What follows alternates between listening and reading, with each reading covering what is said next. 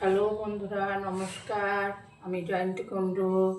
আমি আবার একটা নতুন ব্লগ ভিডিও নিয়ে চলে এসেছি তোমাদের সামনে। আর তোমাদেরকে সঙ্গে নিয়েই আমি আমার ব্লগ ভিডিওটা তৈরি করি সব সময়। তো এখন চলে এসেছি রান্নাঘরে চা করবার জন্য। চাটা আমি বসিয়ে দিলাম।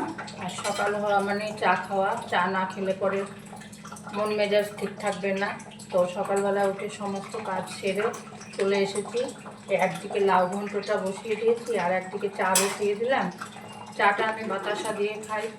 তো এবার চাটা বসিয়ে দিয়ে, সিঁড়িটা প্রচণ্ড নোংরা হয়েছে, সিঁড়িটা আগে ঝাড় দিয়ে নেবো, ততক্ষণ চাটা হতে থাকবে। চা বসিয়ে দিয়েছি, চা বসিয়ে চলে আসলাম সিঁড়িটা ঝাড় দেওয়ার জন্য। এইরকম সিঁড়িটা ঝাড় দিচ্ছি। ঝাড় দিতে দিতে চাটা হয়ে যাবে, তারপরে চাটা খেয়ে রান্নাটা শুরু করব।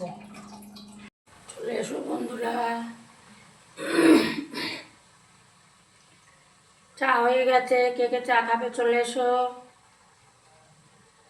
চা আমার রেডি, চলে এসো কে কে চা খাবে। একদিকে রান্না করছি আর নিচে ঝাড় দিয়ে আসলাম, এসে এবার চাটা খেয়ে নেবো, নিয়ে রান্না করব।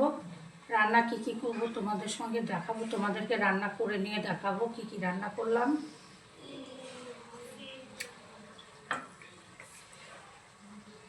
তাহলে বন্ধুরা দেখো আমি কি কি রান্না করলাম। এখানে দেখো হাঁসের ডিম করেছি, কেটে কেটে ভেজে নিয়ে করেছি হাঁসের ডিম। এখানে করেছি চাটনি, এখানে করেছি ঘি গরম মশলা দিয়ে বাঁধাকপির ঘন্ট, এটাই করেছি কলাইয়ের ডালের বড়ি দিয়ে লাউ ঘন্ট, এখানে করেছি নোটের শাক ভাজা। তো কেমন হলো তোমরা জানিও। দেখো বন্ধুরা, আমার কিন্তু এই সিঁড়িটা প্লাস্টার করা নেই।